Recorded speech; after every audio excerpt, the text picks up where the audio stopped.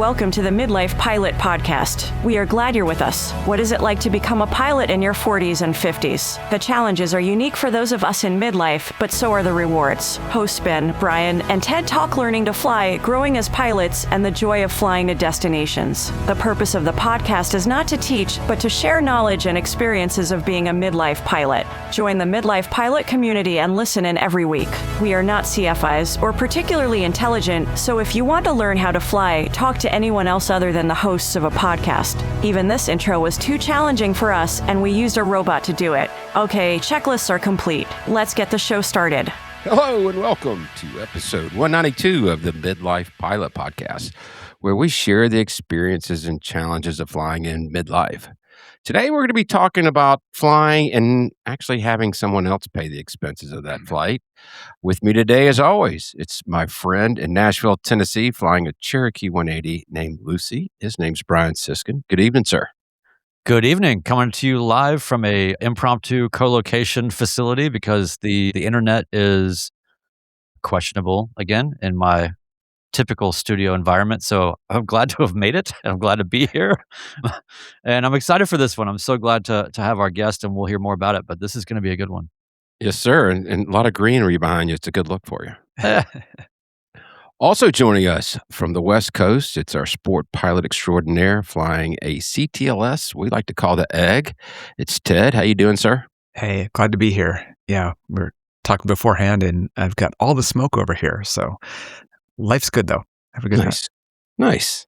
And then joining us tonight is someone that I've come to know pretty well. His name is James Onieal.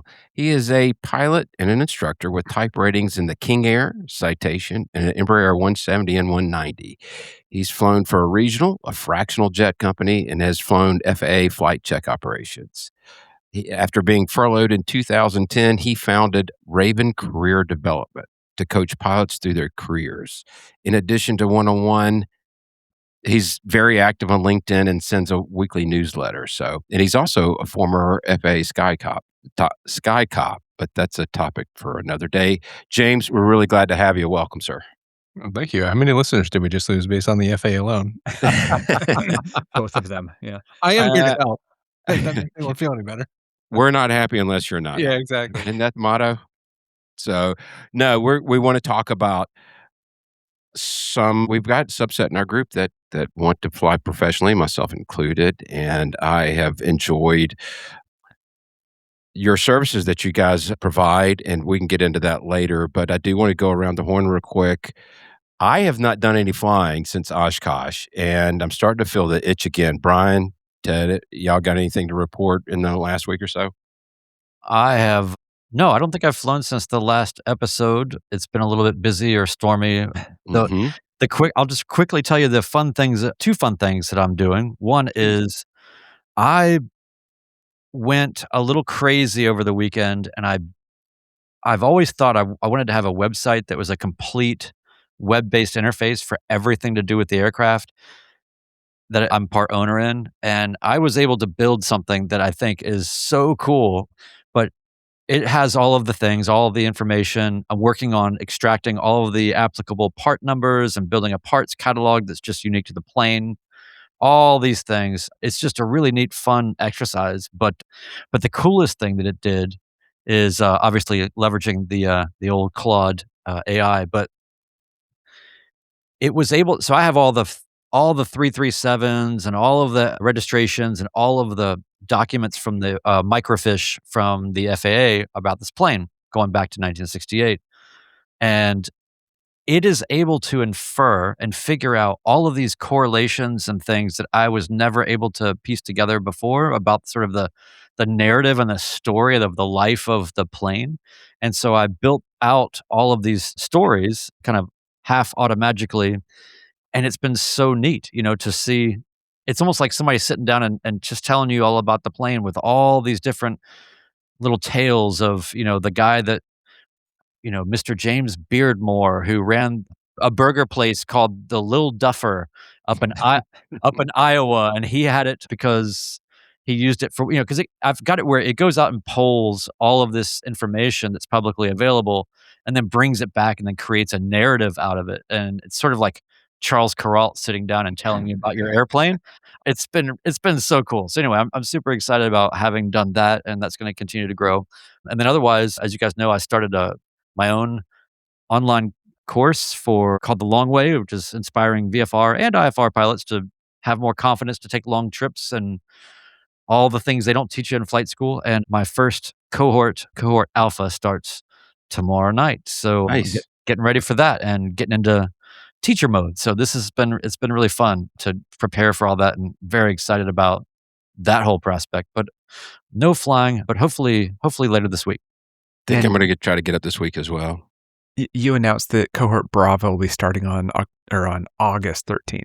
So Yeah, put the that out second there. cohort, there's still some seats available. So go to makesmallcorrections.com and get one and be a part of it.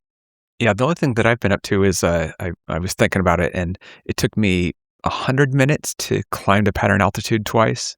That was on my bicycle. So it's when you think about things in pattern altitude, it's a little bit different on doing climbs that way. Yep. James, want to ask you, did you fly yourself up to Oshkosh or? I did, but as a professional, I was not brave enough to fly into Oshkosh. I went to Green Bay and Oh, drove nice. down. I was supposed to go up on that Sunday, but all the smoke came in, and so people started diverting left and right. So I diverted into Michigan and then got up there on Monday and was out on Wednesday. I too have not flown since Oshkosh though. So Right. Right. And I believe you have a Baron, is that correct?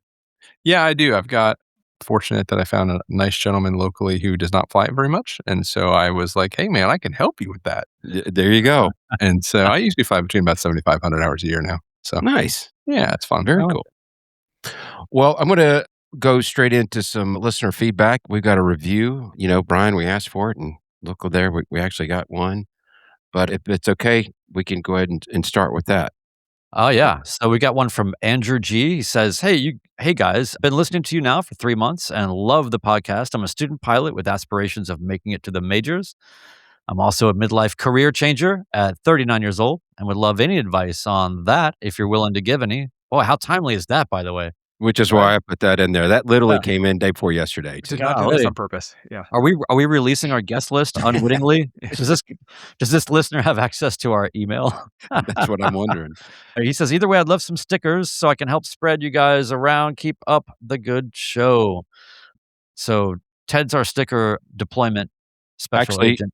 Ted, I took responsibility, and the stickers are in the mail, Drew. You're all set. So, Nice. And then listen to this episode, and I think you'll get a lot of great advice. So Ben became the sticker czar when I mailed him stickers that I didn't even want to count. I had to weigh them to decide how many I sent Ben. So he's got plenty of stickers to ship out. But yeah, let us know if you want some. Send them out. They are. It's quite the icebreaker. I think I've mentioned on the show before, but a 20-year-old mechanic was working on my annual, and he's like, "Yeah, I started listening to your podcast because I saw the sticker on the plane." It's like, "Oh, you are now the youngest listener ever." Well, it's nice that he saw it in the airplane and not a bathroom stall where other people have saw our stickers. Exactly.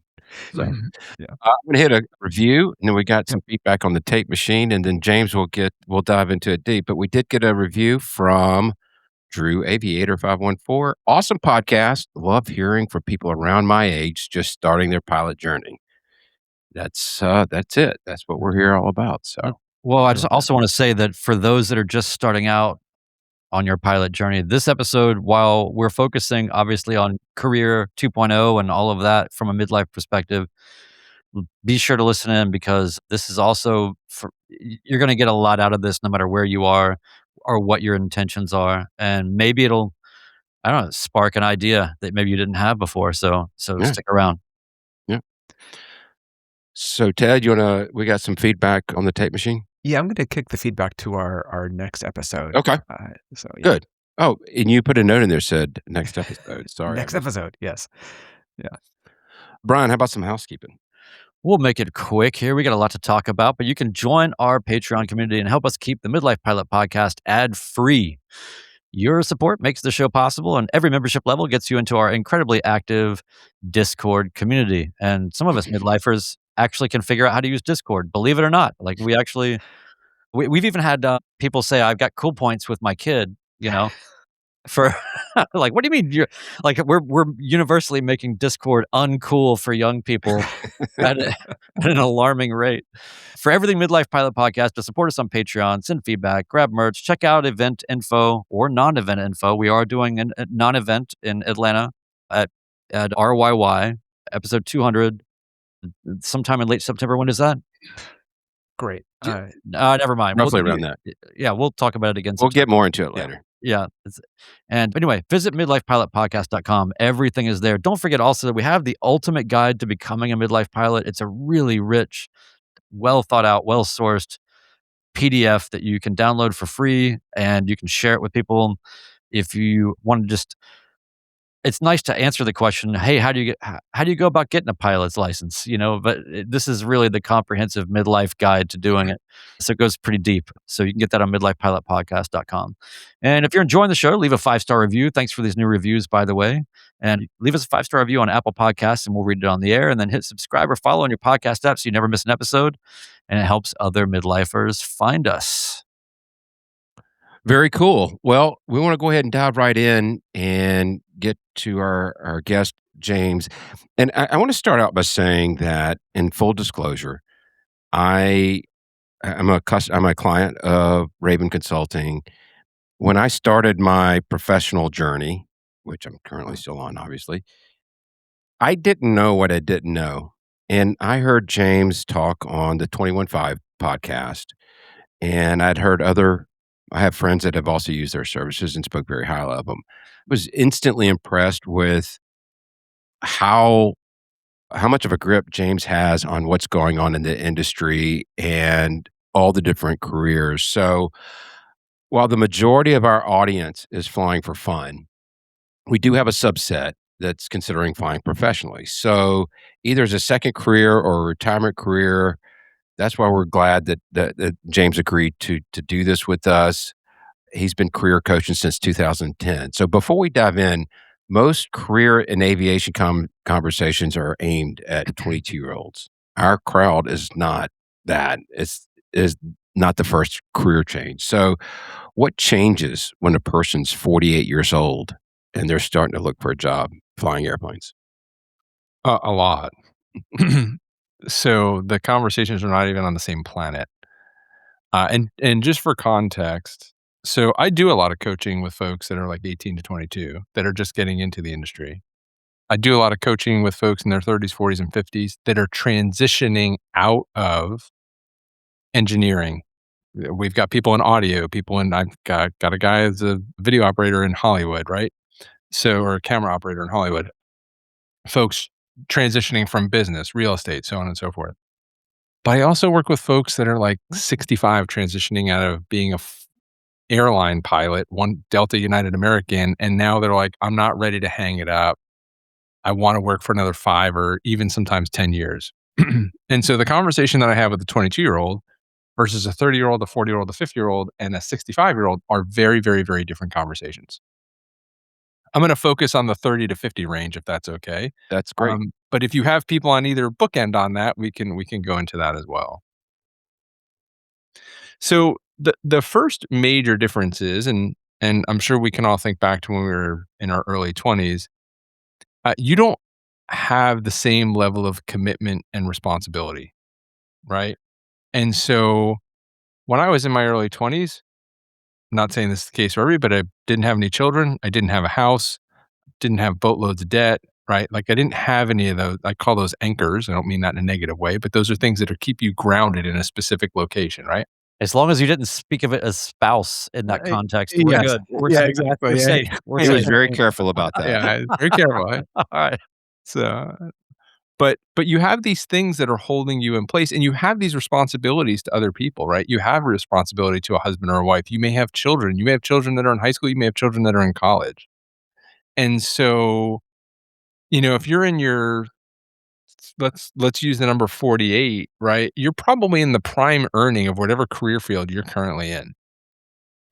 And so if you're making 100 or 200 or $300,000 a year, depending on what you're doing, and you go home to your spouse and say, hey, I'm thinking about shutting down the income for the next 5 years. I want to take on about $120,000 worth of debt. And when I'm done, I can get a part-time 1099 job that pays about $17,000 a year, right? But it's my dream. I'm Yeah. gonna be so happy, Yeah. right? It doesn't work that way.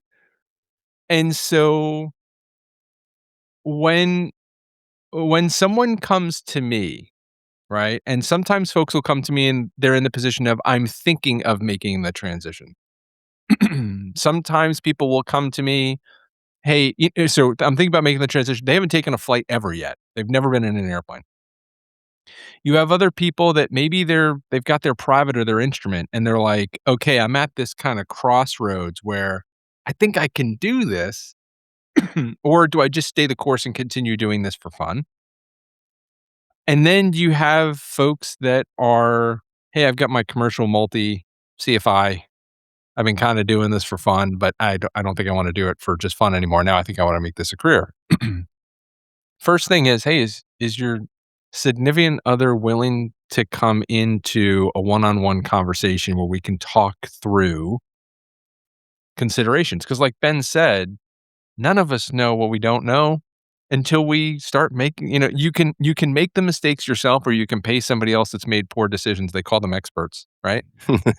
You can pay an expert to explain to you all of the potholes that they've run into. Think about I mean, anybody listening now who's a working professional, right, in their career field. If I wanted to go from being a professional pilot to whatever it is that they do, there's a lot of things I don't know, and there's a lot of mistakes I'm going to make. But if I took some time and spoke with them and said, "Hey, if you were in my shoes going backwards, what would you think about?" You're like, I want to be a cardiologist. So just, Yeah, just walk me through it. Just walk me yeah, exactly. So there's a world of difference because number one, you have responsibility to other people, but the cost of failure is a lot higher. At So 22, you're just losing out on time. so this I love this. And by the way, before you get totally past it, I really wanted to drill down on the thing that I think a lot of people like me and others think and feel about the question of if I go pro, is it going to kill the love of aviation that I have?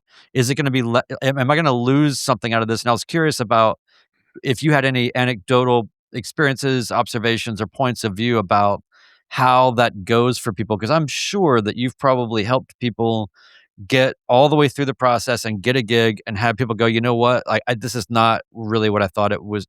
It's not working out for me, not because of the arrangement of the gig, but just I don't know. I kind of liked it when it was just something I did for fun. So I have had more clients than you would realize, and I'll tell you one in particular. This individual started out as a flight instructor, ended up flying for a very large fractional, got to the fractional and said, I think I want to make a run at going to a legacy airline. I'm not going to tell you what the legacy airline is because it's irrelevant. It actually doesn't matter. About 18 months after we work with them, they get hired by the legacy airline. They go straight into a 757. Wow. And I get a call 6 months later. I want to quit. I hate it. And I go, all right, so tell me about it. He goes, do you know why they put cockpit doors on? He goes, we tell you it's to keep bad people out, but it's actually to lock us in. I mean, hated the job. And in particular the 2021 to 2023 timeframe, that was probably happening about once a week that somebody was calling me up in that situation because they got there too fast. And getting there fast sounds fun, except for the fact that that journey taking a little bit more time gives you time to process and adjust. Mm, You yeah. get really it's the difference between climbing to the top of Everest and taking a helicopter to the top of Everest. I'm not saying the view doesn't look great either way, but your appreciation of the view is gonna change, and your acclimatization as you're going up is gonna change. Great point. Great point. Can it become not fun? Yeah, it can. And I am somebody that for a period of time, it was not fun for. Specifically, so I'm in my early 40s, just for context. I started instrument training in college June 15th, 2001. Wow. Yeah. Jersey. My dad actually just sent me a picture last week of my solo certificate. He found it in the basement. And he titled the email 228 days because my dad was first responder on 9/11. Wow. And he goes, here's your solo certificate. He then had the picture of me flying him by the World Trade Center because I did a Hudson River tour. Wow. 28 days later, he was first responder to Wow, that. man. Okay. I was the youngest pilot hired by NetJets. I got hired on a Monday. The pay was $28,000 a year. On Wednesday, they passed a new contract. By Friday, I was making $90,000. 18 months later, I was the youngest pilot to ever get furloughed from that company. Wow. And we were on a rocket ship. Everything was supposed to be going great. 18 months later, I was applying for jobs at Home Depot, being told I wasn't qualified. Mm. Right? So there were some points where it got brutally difficult. And you really do, specifically in the downturns, right? When, you take a look at all these sacrifices that you made and you can't even get into an airplane. Or, you know, maybe something's going on at home and you're out on a trip and it's like the third day in a row, passengers have literally screamed at you in the terminal. There are days where you're like, shit, what did I sign up for here? Like, because the thing is, the flying is not the problem. It's everything. People don't fall out of love with flying. They fall out of love with all the other stuff. It's the missing birthdays. It's the missing holidays. It's the people screaming at you in the terminal. It's a fist fight in the back of an airplane. It's a flight attendant that doesn't like the captain. It's I missed my commute leg. Now I just lost 20 hours of pay this month. It's the, hey, I'm flying corporate and the principal has changed the trip 17 times in the past 3 days. That's the stuff that wears on people. So we've really talked this up. I mean, this is great. So the difference becomes if you go into this eyes wide open, knowing what you're getting into, you end up figuring out, okay, what do I actually want out of this? You draw a circle around that, and the rest of the stuff I'm talking about becomes noise. But if you watch Top Gun and did not do any research past that movie and decided you wanted to be a naval aviator, it's probably not going to go the way you like. I always joke around with people in coaching sessions that when they think about becoming a pilot, the image they have in their head is Leonardo DiCaprio and Catch Me If You Can with the flight attendants in uniform. That will never happen to you. I promise you that's not going to happen to you. So if you go in with that expectation, you're going to come out with broken dreams. But if you go into it with the realistic expectation of what the job is and what you want to get out of it, when somebody screams at you, you go, yeah, but I'm going to a really nice hotel in Aspen and somebody else is paying for it. And you just, it's okay. It is what it is. And that's the point I was going to make. So I knew about this stuff. My brother-in-law flew for Delta for many, many years, was a line check airman. And he would absolutely tell me about the noise that you're referring to. I think there's a lot of us out there with a slightly different perspective in that I just retired from a 35-year career in the insurance industry. And I'm going to just go ahead and say it. 99% of every phone call I received was not to say, thank you very much. I bet you wasn't. A lot of screaming, a lot of shouting. And so, I think some of us are kind of conditioned to be, that's just part of life that we're going to be expecting that. And there was a comment from our friend Barry, Checkmate Barry, how do we keep the passion of a hobby when getting paid? I feel like it's kind of in your bones, early on. When I first passed my check ride, I thought, okay, the private, we can go places, it's kind of fun. But I kept becoming more and more passionate with each successive flight that I took. And that's kind of for me when I knew, all right, now we know where we're going. And the other comment I want to make, James, our first talk together, you asked me what my dream job was. And I was honest with you. I was like, I don't know. Mm-hmm. I don't know what that's it most is. people, by the way, don't. Yeah. Yeah. It could be this job that I've got an interview with and it may not be. I don't know. But That to me is kind of the excitement level, and that's where the passion is really driving from, is that there's still a lot to discover here when it's coming around. Yeah, this also goes to the difference when you have someone that got into this career field in their early 20s. Like, so I'm a first generation pilot. My family's all cops, nurses, and firefighters. I'm the failure of the family. I fly airplanes. Um, I am. And so, when I decided to go into this, my dad did the best he could to research, but nobody knew anything about it. But my whole context for work has been being a pilot. I graduated high school, went to Embry-Riddle, flight instructed. I started flying before I had a driver's license, like the whole nine. When you get into your 30s and 40s and things start becoming tough in the industry, or maybe even your 20s, depending on your timing, right? If your only context is flying airplanes, there's things that will bother people that if you've ever sat in a cubicle will never bother you. They just won't. I mean, I remember Yeah. when I was at NetJets, I used whenever I'd overnight in Teterboro, I'd have a conversation. I'd bring my parents out, and my dad was asking about the crew food, right? Because they give you a lot of it, and so they pay for your meals. And so I've got this boxed lunch, and my dad's looking at it, and he goes, he saw the receipt in there, and he goes, Jesus, he goes, they charge $75 for a peanut butter and jelly sandwich. That's insane. He goes, why wouldn't they just give you money to eat? I go, oh, Dad, they give me 4 crew meals a day, plus they pay me per diem. They give me another $80 a day to eat. He goes, are you kidding me? He goes, I'll cut you a deal. I'll make you the peanut butter and jelly sandwich. I'll only charge you $50. Like, my father could not. It's like the He's PB&J's by the Pentagon. but you gotta remember, my dad was a Jersey cop. What am I gonna complain to him about at work? Like, you gotta remember, when you get into this later in life, you have a different frame of reference of what difficult is. You have a different frame of Yeah. reference of what tough is. Like Ben said, many folks in their careers will have had people that they have disappointed, and the person they disappointed did not react the way they would have anticipated. You have a different set of skills coming into this, that as long as you're honest with yourself over what level of interaction you want with people in the back of the airplane, corporate is going to be pretty high, airlines are going to be pretty low. But think about aeromedical, right? There's all different types of interactions you can have with people in the back of the airplane.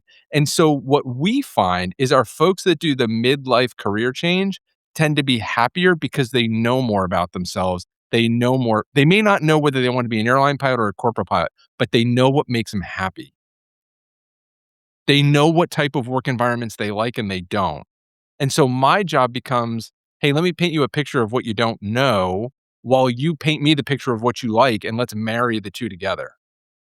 So there is something in there in terms of, like, we have far, far, far fewer folks that are midlife career change unhappy with it. They're like, I can't believe someone pays me to do this. Don't say that out loud in a job interview. It cuts your pay down pretty significantly.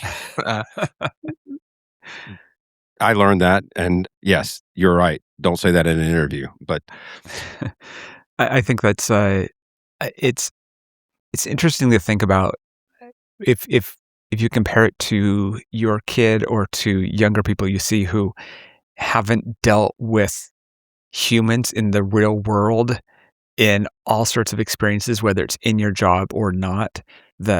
I need to go to the bank and ask for this thing and I don't know how to do it. How do I just talk on the phone to this? And it's like, sorry, I've been doing that for way too many years now.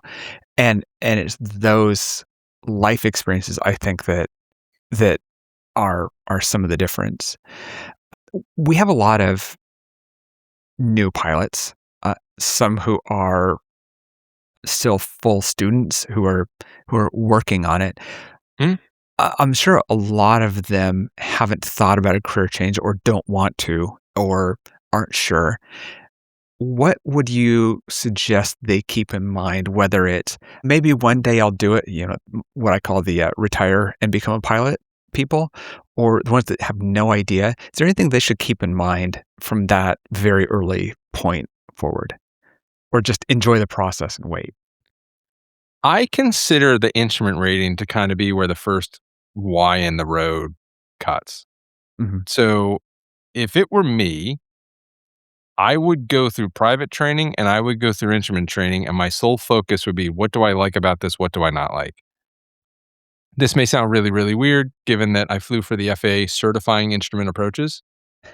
I I mean, I can't 100% verify this, but 99.9% sure I was the world's worst instrument pilot. It never made any sense to me. I could not create a picture in space of where I was at. I didn't understand what was going on the map. Holding and you gotta remember, I learned in steam gauged airplanes.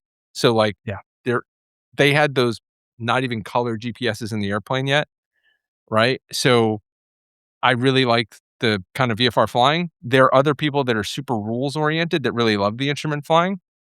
So the first thing is, hey, when you're going through the private and you're going through the instrument, just kind of pay attention to what you like and what you don't like about it. When the instrument training is done, that's really where we start to say, okay, hey, look, now you're going to start drop not not to say that you don't not putting a lot of money into your private and your instrument, but you're going to drop a lot more money moving forward if you go professional. And so that's where we start looking at, hey, do we do we really want to do the time investment to get into my commercial pilot certificate? Once I get the commercial, do I want to buy my own airplane and time build? We have a lot of midlife folks that do that. It helps them keep their income, right? We have folks that lease airplanes to time build. We have folks that say, hey, listen, I'm going to part-time CFI while I do this and time build on my own. And then the other thing that's different when you're dealing with folks in their 30s and 40s that have had other careers, they tend to be networking comes a lot easier to them in general. Unless you're talking about something that's changing out like engineering, and I'm not trying to make fun of engineers. Please Like, do. Please yeah. do. But, you Ted. know, yeah. I have cats. So yes. you tend to have folks they're less afraid of rejection. There is a large portion of their life that existed pre-iPhone, and I'm not being funny with that. Like, so they had to like make eye contact and start weird conversations and ask people out on dates, and they didn't have dating apps and stuff like. So there's a skill set there. So that post instrument is where it switches from, hey, this is really a lot of fun to, okay, hey, I actually want to come up with a plan and be serious about how am I going to do this. Yeah. Well, so okay, I just got my so okay, I started in 2021, and then I did about 800 hours of VFR flying around all over the place. It's a long time to solo. Right? Yeah. Yeah. And then, yeah, I would have Ted come by and do in-flight fueling for me in his flight sport. But no, so and then just in the last year, I started to realize with the momentum that I got from getting my instrument rating, passing a bunch of written tests, getting AGI, IGI, got my commercial done, and then now I'm approaching on my way to 1,000 hours, and you start to go, okay, I'm probably one of these people that's not totally convinced that it's for me, but I have enough curiosity to continue to go after it. I have a weird feeling that I would like to be in a pretty specific type of situation that's maybe atypical, something that's I think what would make me happy is, like, flying a cool airplane, doing something valuable, flying a caravan, doing I don't know, whatever. I don't wanna be a airline pilot, right? So I'm thinking about all these kind of things about for career change. But in all of that, where would I get like, what would be my strategy from here when it's still sort of discovery phase where I'm committed to the idea, but the path I'm not committed to. I don't have a ton of money to throw down. And then also I'm 54, I just turned 54. So when would you say it's too late? I know that that's like a lot of things, but I think that would be like I feel like I'm an interesting test case for you to sort of illuminate a lot of the things that I feel like I embody a lot of what a lot of our listeners are, where a lot of us are. We're not against it. We're not jumping into it. We're sort of trip, fall, succeeding and realizing we have a bunch of hours and maybe, that kind of thing. Yeah, so let's talk about a couple different things that go into this. So the first difficulty is 98% of the advice on the internet is structured to a 22-year-old who wants to be an airline pilot. So the first thing, and I'm going to use some dark humor from a guy I used to fly with at the FAA, but everyone's obsessed with how fast something can happen. And they need to back off that because you're creating pressure for yourself that does not exist. I used to have a guy I flew with at the FAA. Anytime you'd have like an emergency or an abnormal situation and somebody would freak out, he would go, calm down. You have the rest of your life to figure it out. Right. And, That's perfect. It's really true. It's like, hey, look, calm down. You got the rest of your life to figure out. You're either going to figure it out or it's going to end here very quickly. Don't worry about it. So when you think about 54, yes, that is old to like an 18-year-old, but it's actually when you're 54, it's not that old, right? You probably feel a lot younger than you did about how you felt about a 54-year-old when you were 18. Oh, yeah. Yes, if you want to become a wide body pilot for a legacy airline, yeah, dude, it's going to be really tough. I'm not saying it's not going to happen, but Yeah. you're going to go through a world of hurt to make it happen. Number one. And number two, if you go all the way back to 1903, the hiring that we saw between 2021 and 2023 was the highest hiring you will have seen in the history of aviation. So if you go all the way back to the 90s, an unbelievably high hiring year was 5,000 pilots. An average hiring year was 1,000 to 2,000 pilots. In 2021, we hired 13,000 pilots. Whoa. In 2022, we hired 13,000 pilots.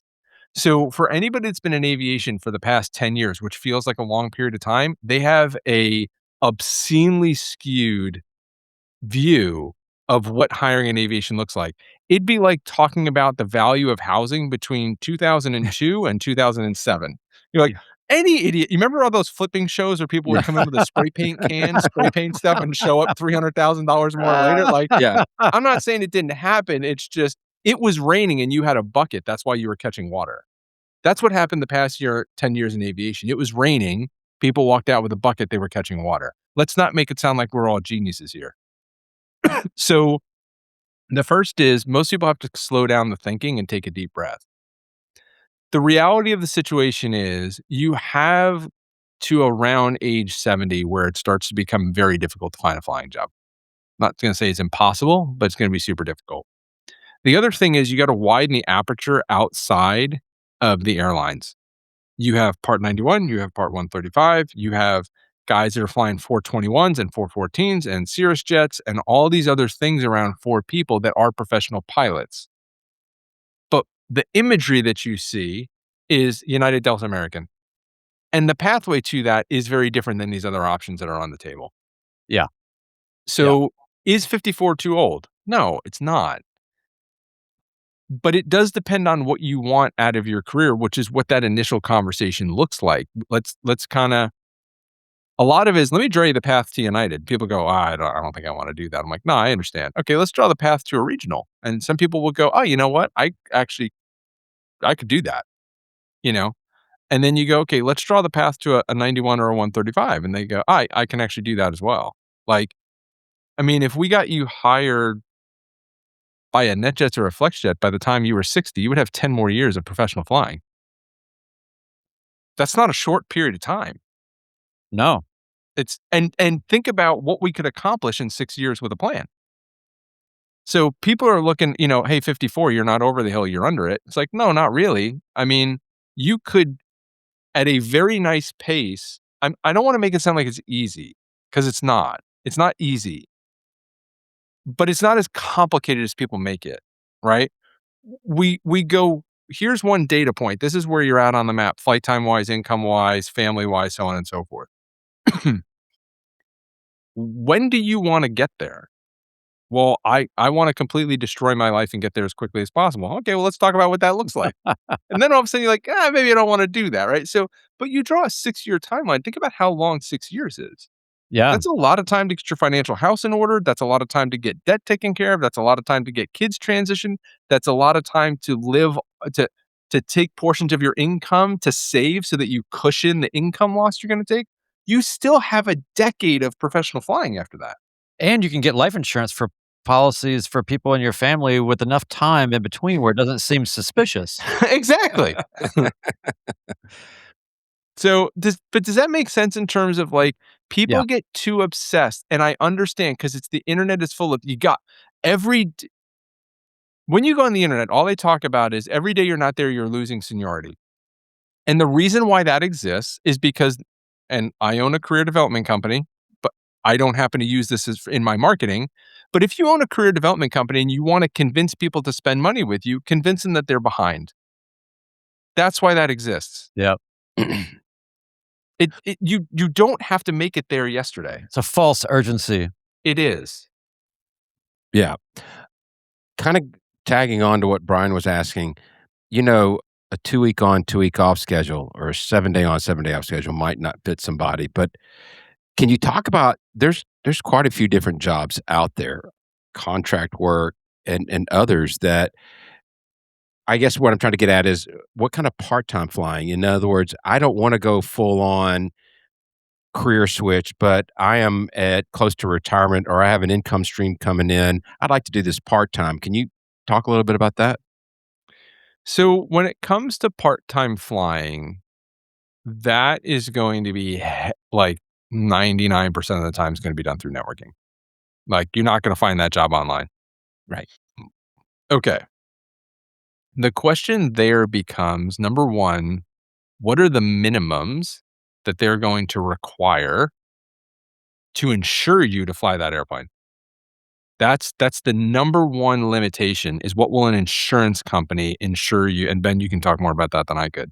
But it's not the federal aviation regulations that dictate what you can fly because those are scant. Right. Yeah, I mean those are bare minimums. Nobody's going to insure you to touch an airplane at those FAA minimums. So it is one of 4 underwriters, I think is what it is for aviation insurance that are going to dictate. It's why at age 70 you're going to retire because the insurance premium is going to 5x or whatever it is, right? Okay. The next part of it is, are you going to pay for your own training or are they going to pay for it? So you find a guy that has a Pilatus or a King Air or something like that, and you make if they're paying for your training, they've got to run a calculus for is it worth it? If you pay for your training and you contract back to them, but you're contracting back to 3 or 4 other people as well now you're amortizing your training, all your costs across 3 or 4 different companies. So if you want to do part-time, it's a full-on networking play, and the people that I personally network with are the aircraft sales brokers in the area.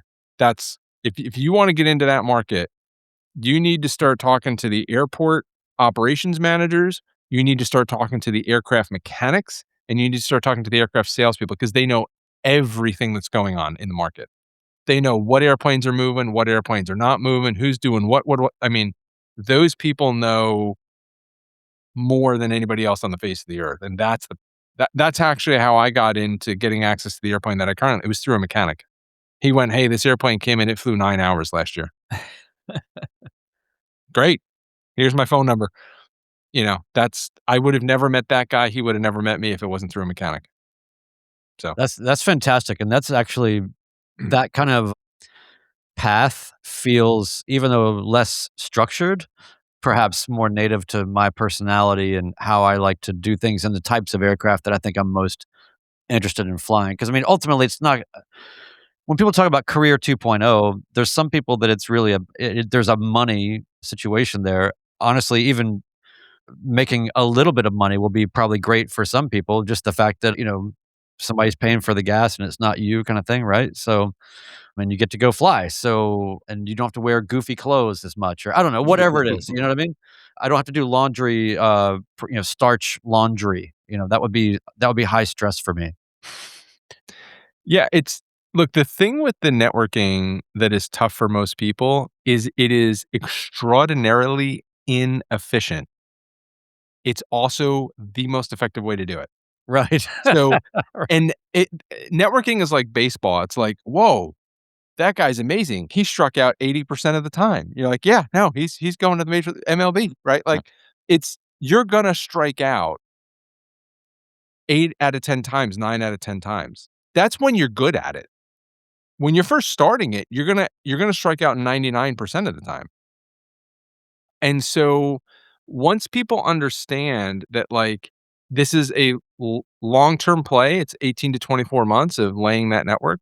It's going to be non-transactional, right? I'm not talking to people to take something from them. I'm talking to people for a conversation and a connection. Those are the 2 objectives.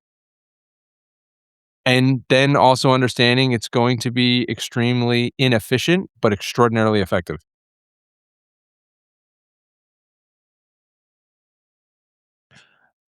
I Yeah, go go ahead, ahead. Ben. You You go. know, I wanted to kind of switch gears just a little bit, and this has been so. I'm glad everybody else is getting to see the type of service you provide. I've always been so impressed with how you approach things. I did want for our listeners out there, you know, the hiring landscape. We know we had the blip in 2021, 2022, and then things kind of shut off, and now things seem to be like that they're picking back up. But I wondered if you could give us a quick overview of what the hiring landscape looks like. F I know they're kind of interrelated, 121 to 135, Part 91. One maybe beget the other, I don't know, but I wondered if you could comment on that. Yeah, so we kinda laugh on the back end because it is harder than 2021 and 2022, but it's not hard. I mean, we're still seeing 6,000 pilots getting hired a year. So, like, when when you think about post 9/11, we didn't even start rehiring. There was 0 hiring between '01 and '04. So when I applied for flight instructor jobs, I got turned down because you needed 1,000 hours of 121 time to apply for a flight instructor job. That's how bad it was. Okay, 1,000 hours in an RJ to teach in a 172. Oh, That's how bad it was. So when we talk about good versus bad, understand there's a reference there. In '04, I think we were hiring 2 or 3,000 pilots a year.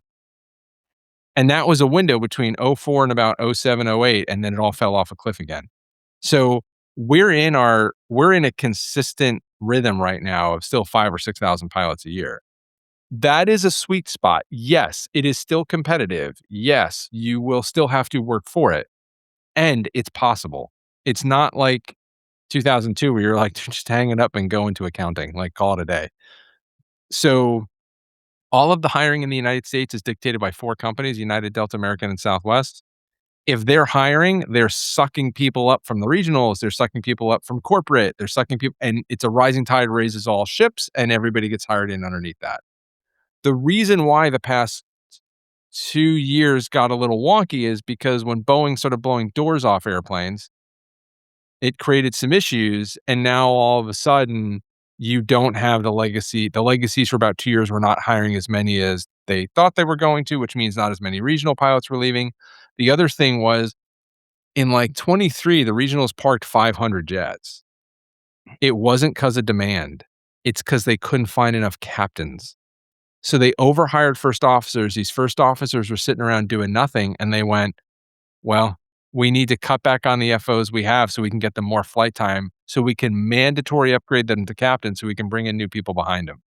So there's been a couple of weird factors over the past couple of years that have impacted the hiring, but it's a really healthy hiring market.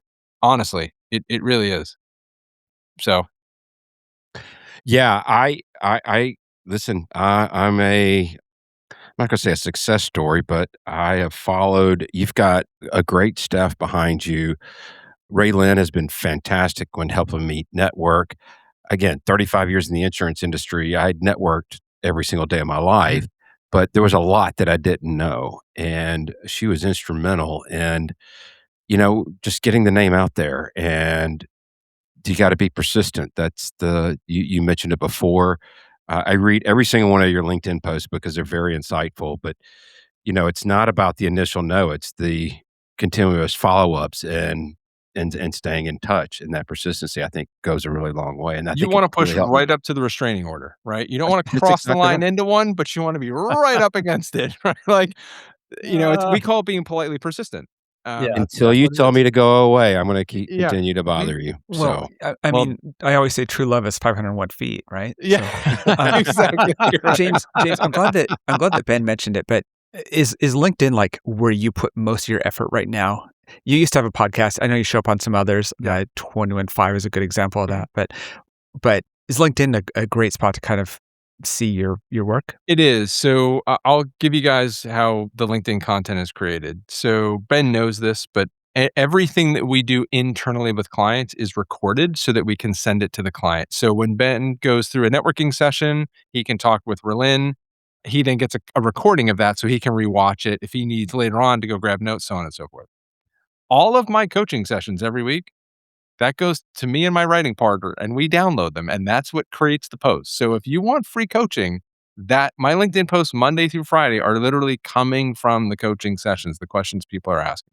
That's fantastic. It is. The other thing we de-identify names and we Protect the innocent. protect the innocent by changing some details that don't impact the story, but impact their ability to figure out who they are. And then the other thing is I put out a newsletter every Saturday. And it's the same thing. It's all content on what we're seeing people struggle with. My thing is steal all the free stuff you can before you make a decision to reach out and decide whether you want to engage someone. On top of it, I'm fortunate that people invite me to speak. So I speak at conventions. I come on podcasts. If I'm lucky, you guys may invite me back at some future time. 21.5 invites me back quarterly. So those are the main ways to kind of find me. Well, And okay. I'll go ahead and give them a shout out real quick. I've had a little bit of interaction with those guys, and if you're considering flying professionally, they cover all the bases. They do a really good job, and just want to give them a shout out real quick. Yeah, Dylan and Max are really good. We've been hooked up together since, man, it's like 7 years. I remember when coronavirus happened, we had some pretty heavy episodes where we were telling them.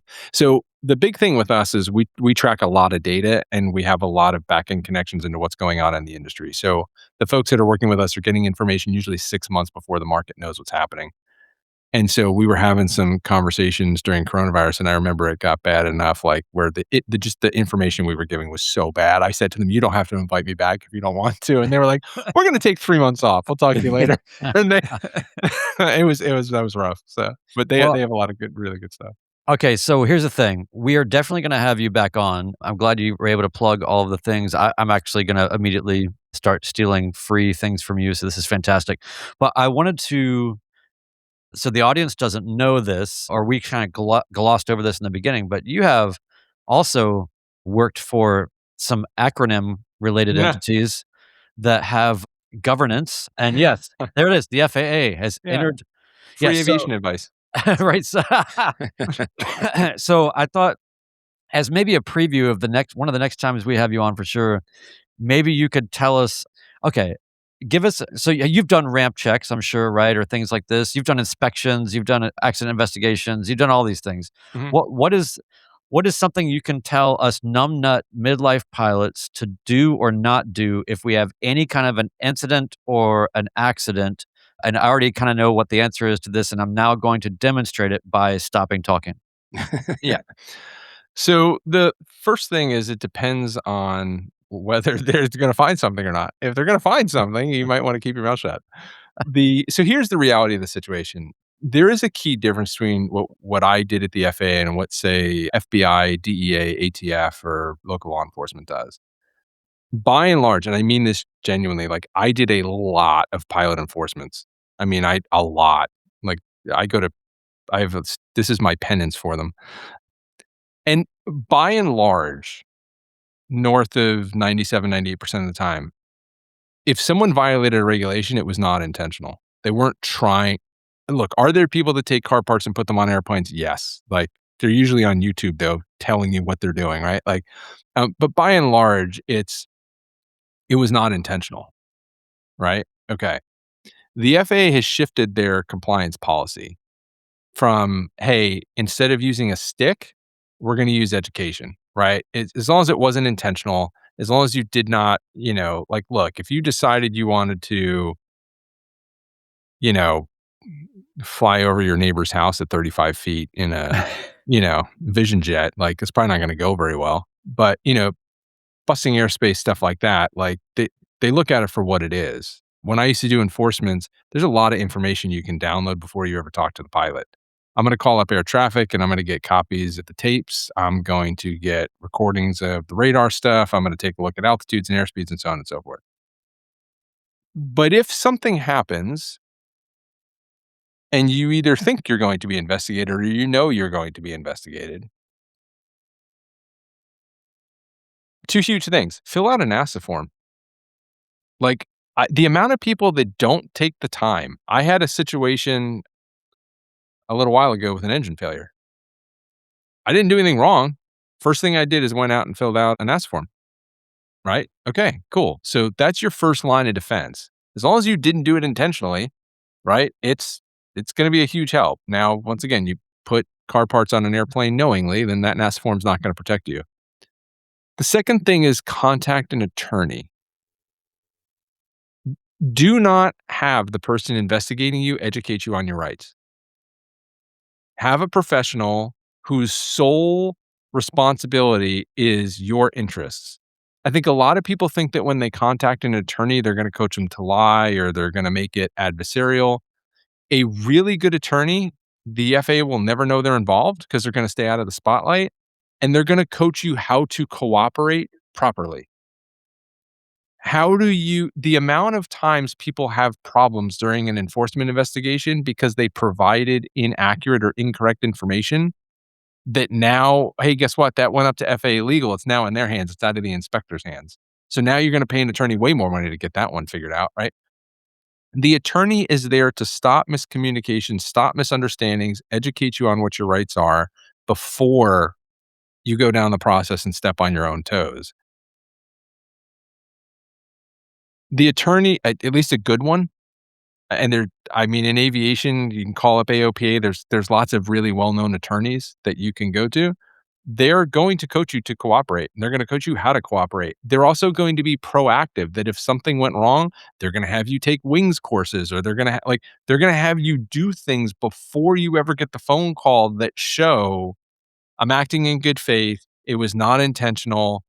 I wasn't looking to create a problem. They can de-escalate so many things for you before they get out of control. Yeah. Versus the inspector starts the investigation, you provide inaccurate or incorrect information, the inspector doesn't know that, now they got to act, yada, yada, yada, yada, yada. So Ted, did you get all that? Because this was this is still recording, right? Okay, good. I just thank you for getting Ted all that information. And also, I was just thinking about, okay, so if you go and I don't know, you rob a convenience store and then you call your lawyer and they go, look, all right, just go to church on Sunday. Yeah. do some volunteer work. There's going to be some things coming, but I think you're going to be okay. Like the fact that there is a real strategy within FAA compliance, I think is to be noted. I would love to talk to you more about it. James, can't thank you enough, man. This has been awesome. I want to become a pilot more now just to have the experience of being guided through it, right? Because this is such a fascinating conversation, man. Thank you so much for everything. James, can you tell us where everybody can find your website, your socials? Sure. So LinkedIn, you can just look me up directly, James Onieal, and then I will put in the chat right here if it's okay, if I can figure it out. I'll put the link, ravencareers.com. You can just sign up for the newsletter and we'll have it in the show notes. Okay, perfect. Yeah. So we'll have your profile too. If you click contact us, you can set up a free 15-minute strategy session. It'll be either Eileen, Scott, or Andrew on my team. Otherwise, you can sign up for the newsletter. You'll get that every Saturday. And then LinkedIn, if you just follow me Monday through Friday, you'll see all the posts that I put up, which are the coaching sessions I've done within the past 7 days. So cool. Well done, man. Thank you. I appreciate it. It has been a real pleasure. Fellas, anything else for the good of the order? Nope. Tonight's words of wisdom. When you really, really want to make the trip, the weather will always be just a little worse than either your capabilities or those of your airplane. Signing off, episode 192 of the Midlife Pilot Podcast. Goodbye, everybody.